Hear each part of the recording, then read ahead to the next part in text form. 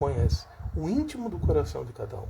Assim eu oro ao Pai eterno e te agradeço em nome de Cristo Jesus. Amém, amém e amém. Glória a Deus. Nós separamos aqui uma palavra, já começamos aqui há algumas semanas.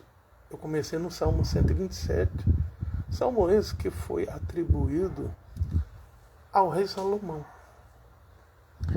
A palavra de hoje, ela está lá no livro dos Salmos, hoje no capítulo 130. Então, já preguei o Salmo 127, 128, semana passada foi o 129 e hoje viemos com o Salmo 130, que é um salmo de penitência, fala do clamor do pecador arrependido. Todos nós somos pecadores e Deus nos chama ao arrependimento. João Batista dizia ali, à beira do rio, ele dizia: raça de víboras, quem vos ensinou a fugir da ira de Deus? Mas ele disse: arrependeu. Você vê que a mensagem era para eles, como Jesus disse: primeiro são as ovelhas perdidas de Israel. Paulo, que se tornou um mestre dos gentios, também, em primeiro lugar, pregava aos judeus, depois ele ia para os gentios. Essa situação, como eu falei hoje, da igreja de Gálatas, foi isso. E se não existisse essa carta, talvez a nossa liberdade em Cristo nem existisse. Mas sempre falo isso, podem dizer: o pastor Joselito é um pastor permissivo, ele acha que você pode fazer tudo. Eu jamais disse isso. Porque Hebreus 10 é claro que aquele que peca deliberadamente não há mais sacrifícios, mas sim uma certa expectação de juízo a devorar os adversários. Ainda é a última chance que a pessoa tem, às vezes, no leito de morte, de se arrepender. Porque muitos servem a Deus e, por algum motivo, algumas pessoas falam: saiu da igreja porque é covarde, se desviou. Ninguém sabe. Às vezes muitas pessoas saem por covardia mesmo, mas as pessoas saem magoadas com outros. Entendeu? Então a gente também tem que ter o equilíbrio disso. Eu quando falo aqui, eu não procuro não deixar minha emoção aflorar com algumas situações que eu vejo na internet. Eu olho muito a internet, até para ter inspiração de alguns modelos de pregação. Gosto de ver, entendeu? As pregações também da nossa igreja, do nosso pastor, né? e de pessoas que são convidadas, para a gente ter uma ideia, né, que está se dizendo. E graças a Deus, eu fico feliz, graças a Deus, que aqui na Primeira Batista no Encantado ainda se prioriza a palavra, porque eu vejo com muita tristeza como a motivação tem dado lugar à palavra. Então, nesse momento, eu clamo a quem estiver me ouvindo, porque o apóstolo Paulo diz assim, que muitos pregam por inveja, outros pregam por raiva, outros pregam por ganância e outros pregam por sinceridade. Mas o que importa é que preguem o evangelho. Agora, isso aí é uma inclusão minha. E os excessos, quem julgará? É Deus. Então vamos abrir nossas Bíblias lá no livro dos Salmos, capítulo 130. Em meio à aflição, o salmista clama a Deus das profundezas, expressando um sentimento de angústia. Agora, eu tenho uma observação: é mais um salmo que não tem autor desconhecido. Davi escreveu a maioria dos salmos, alguns até falam: não, até esses anônimos são Davi, cada um acredita. Não se há evidências históricas dentro, né, da pesquisa da igreja, quando falou isso, desde a igreja primitiva, passando pelos pais da igreja, o catolicismo romano, o ortodoxismo oriental, o anglicanismo, a reforma protestante, os avivalistas e até as igrejas contemporâneas dos últimos séculos. Não há consenso de que Davi tenha escrito esse livro. Este capítulo, como os outros que eu falo aqui. Mas o importante disso tudo não é a questão se foi Davi ou se você não sabe. A questão é a mensagem. E a mensagem, ela é muito importante. Hoje nós vamos falar isso, sobre arrependimento. Salmo 130, do verso 1 ao 8. Olha o que diz o verso 1 aqui. Das profundezas. Isso pode ser, as pessoas podem pensar, profundeza de quê? Ele está clamando da onde? Do abismo, da condenação eterna? Não, às vezes das profundezas da sua alma. Às vezes a pessoa passa por um momento de angústia tão grande, e incluo isso, pessoas com tristeza, com angústia, com depressão, com problemas emocionais, e se sente lá no abismo, um abismo da sua alma. Então ele diz, das profundezas a ti clamo, ó Senhor. Verso 2, escuta a minha voz.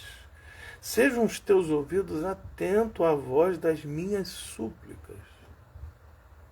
Você pode ver que é uma pessoa que está orando e muitas das vezes não está encontrando uma resposta, porque tem momentos que Deus não fala conosco, nem pela sua palavra, nem pelos louvores, nem pela pregação. Às vezes Deus está em silêncio, e mesmo em silêncio, Deus continua trabalhando.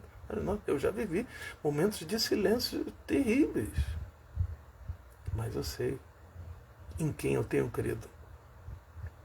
Verso 3. Se tu, Senhor, observares as iniquidades, Senhor, quem subsistirá? Ele está falando das suas próprias iniquidades e também está falando das iniquidades, porque todos nós, salvos e não salvos, lavados e remidos, e não, o sol nasceu para todos nós somos pecadores. Só que aqueles que creem confiam na redenção do Senhor Jesus. Verso 4. Mas contigo está o perdão, para que sejas temido. Aguarda ao Senhor, a minha alma o aguarda. Espero na sua palavra. A minha alma anseia pelo Senhor, mais que os guardas pela manhã, mais do que aqueles que guardam pela manhã. Espere Israel no Senhor, porque no Senhor há misericórdia. Você vê que ele está falando agora pela questão do povo de Israel. E como Jesus cumpriu os salmos, essa palavra é para a igreja. Igreja, espera no Senhor, porque o Senhor é misericórdia. Continuando. E nele há abundante redenção. Olha aqui falando sobre a questão de redentor. Né? Quando as pessoas olham ao Rio de Janeiro e no Alto do Corcovado tem a imagem do Cristo Redentor, aquilo ali é um simbolismo. Nós não ligamos para as imagens de escultura, mas como um simbolismo, como um cartão postal, é a questão de saber que aquele Cristo, ele é redentor. E para ele chegar nesse nível, ele foi obediente pela morte, e a morte é de cruz. É nisso que nós temos que ver. Então esse mês de Natal aí, o pastor Alexandre estava falando sobre isso ontem, eu não pude assistir a pregação dele ontem toda, ainda vou assistir, que pensamos no verdadeiro Natal. Esse verdadeiro Natal é Jesus Cristo.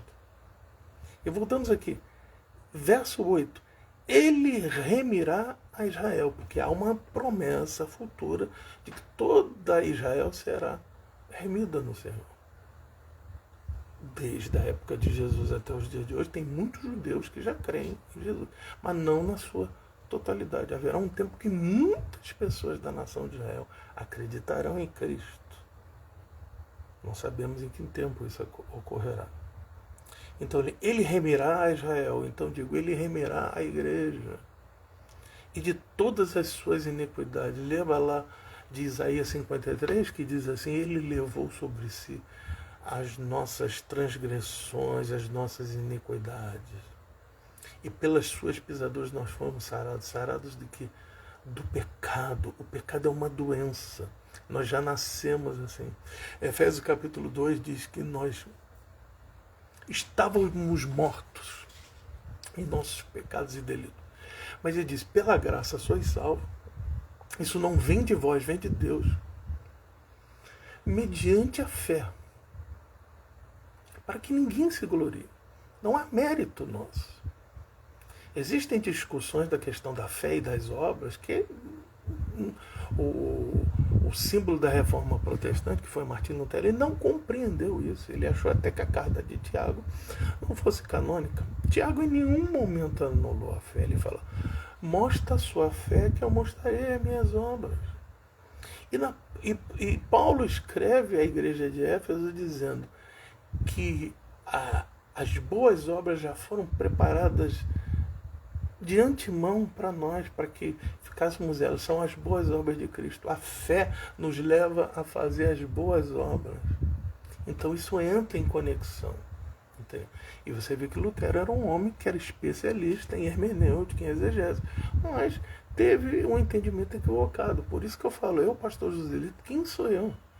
Eu estou sempre estudando, estou sempre pesquisando, já estudei mais, já tive mais condições de estudar do que agora, e digo aos irmãos, ninguém é perfeito nas interpretações. Nós temos essas ferramentas do seminário teológico de aprender a interpretar o texto, de aprender a interpretar as escrituras, mas nós não somos donos da verdade. Nós pregamos a verdade, que é Jesus Cristo. Ele diz, eu sou o caminho, a verdade e a vida, e ninguém vem ao Pai se não for por mim. Ele é a verdade. E o próprio Evangelho de João diz lá no capítulo 1 que por Moisés veio a lei, agora por Jesus Cristo veio a graça e a verdade. Por isso que eu digo, eu prego o Evangelho da graça. Evangelho do único mérito, que é o de Cristo. Se há alguma coisa em nos gloriarmos, é em obedecer a Deus e sabermos a nossa verdadeira condição. Então, esse texto aqui é muito importante, porque nós não sabemos aqui, não é especificado, se ele estava em pecado deliberado, se ele tinha se afastado do caminho de Deus, se ele mesmo dentro do caminho de Deus ainda continuava com alguns problemas ainda. Tem pessoas que às vezes passam anos e anos e anos e são colocadas na parede. Pô, irmão, você está anos e anos, continua fumando, continua tomando uns traguinhos. Não é, eu falo que não é pecado a pessoa. Deus não fala nada contra o álcool, ele fala que até o vinho alegra a alma. Mas o problema é que muitas pessoas não sabem que nascem propensas ao vício, entendeu? Então aí fica complicado, porque ela fica dependente daquilo. Nós não podemos ser dependentes de nada, nem do fumo, nem do álcool, nem de pessoas, nem dependente da televisão, apesar que aqui nós não assistimos muito a TV aberta, a gente tem streamers aqui. Então a gente gosta de se divertir, mas a gente não tem que ser dependente disso, não ser dependente da internet. Eu estava falando com a moça que estava limpando aqui, falei com uma vizinha também, que nós compramos uma antena digital, porque por um dia, por algum motivo, a gente pode ficar sem internet, ou por um atraso de pagamento, ou por uma falha, porque às vezes acontece essas manutenções, e aí você pode assistir pela antena digital, e a imagem, por sinal, é muito boa. A antena pequenininha, antigamente tinha que botar aquela coisa lá fora, né? Ligado com cabo, com um decodificador. Hoje não, é uma antena simplesinha, parece até um microfone com fio comprido, você bota lá na entrada de antena na televisão e a imagem fica boa. Então nós não temos que ser dependentes disso. Isso são confortos que Deus nos dá. Nós não temos que ser dependentes da comida que nós comemos, porque Jesus disse que nem só de pão viverá o homem, mas de toda a palavra que sai da boca de Deus. Isso não significa que a gente não tem que comer, mas nós não podemos ser dependentes da comida que comemos, nós não podemos ser dependentes das pessoas, nós temos que ser dependentes de Deus. Cada vez mais Deus nos ensina isso. Eu falei ainda agora, Efésios 3:20. Ele, que é poderoso, faz infinitamente mais do que pedimos em pensamos. Às vezes você nem pede, nem clamou, só pensou, mas o que Deus faz é muito maior. E é nesta confiança que eu acredito que o salmista passou por isso. E nós aplicamos essa mensagem hoje, pela questão do arrependimento, nós absorvemos, né? E entendemos que tem um Deus que nos ouve. Mas a gente tem. O que impede a comunicação de Deus com o homem é o pecado. Então a gente tem, em primeiro lugar,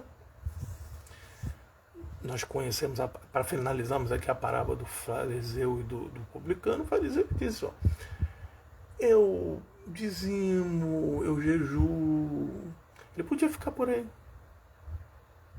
Não é ruim falar sobre isso. Agora, mas não sou como este publicano. E o publicano o que disse? Ele falou assim, misericórdia, Senhor, porque eu sou pecador. Muitas das vezes nós pensamos, pelo fato, fui ordenado a pastor em 2012, né? E outros que têm títulos e certas importâncias, achamos que nós somos alguma coisa. Paulo, que era judeu, hebreu dos hebreus, da tribo de Benjamim, doutor da lei, ele disse, colocou isso como esterco, como fezes, por amor a Cristo. Ele disse, isso não me acrescenta em nada. São títulos humanos. Entendeu? Então aqui, esse que está falando, o verdadeiro pastor é Jesus, o verdadeiro bispo é Jesus, o verdadeiro apóstolo, como diz Hebreus capítulo 3, ele é o apóstolo e sumo sacerdote da nossa confissão. Espero que essa palavra tenha confortado a todos. Nós lemos aqui o livro do